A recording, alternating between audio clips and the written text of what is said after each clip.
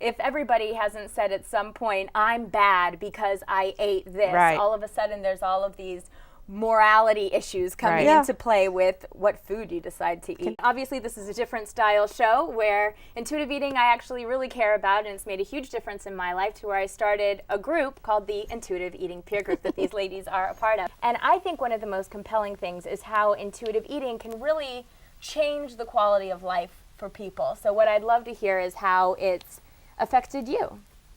I made a decision to live healthfully and not in a way like I'm gonna not eat certain foods. I'm exercising more, something I didn't think I'd ever do. It's really challenging, but it's really nice not to be obsessed with food. For me, to be as free as I am with food and eat birthday cake on my birthday without guilt and all Yes. of the other stuff, I mean, it's a different quality of life. It It's a is. quality of life where you participate. Right. Instead of watching and feeling like everyone else gets to enjoy. Right. But for some reason, I don't get to. Do you think that the world is hearing your voice? I mean, Ahmadinejad is saying quite clearly to the world what his plans are, much in the same way Hitler was also very vocal in what he wanted to do, and the world sort of turned its head until it was too late. Do you think that the world is really treating what Ahmadinejad and Iran are saying seriously enough? Well, I think Ahmadinejad is doing half of the job for us.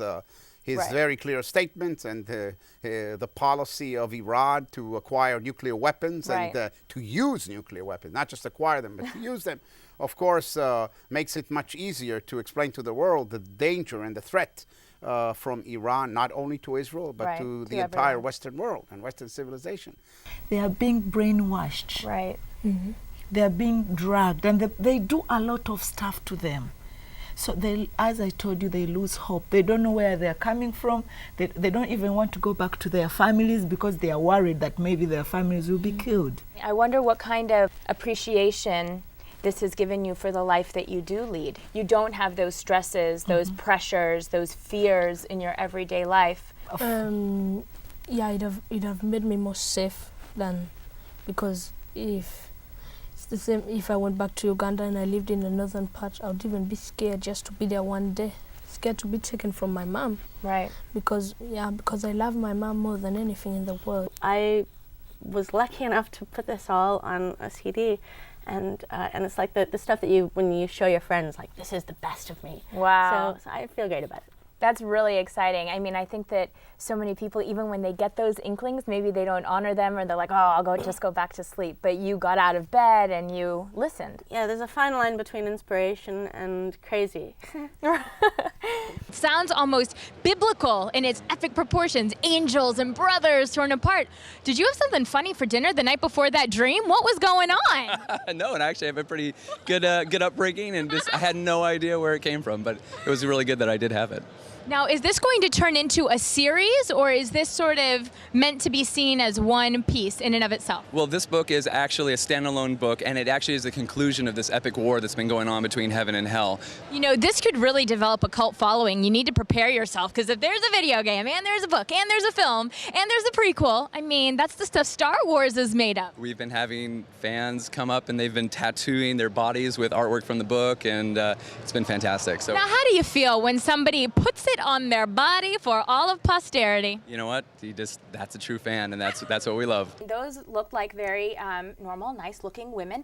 But I have read about you that... I just want to make this clear that she told me she was going to ask this question, but I have no idea what she's going to ask.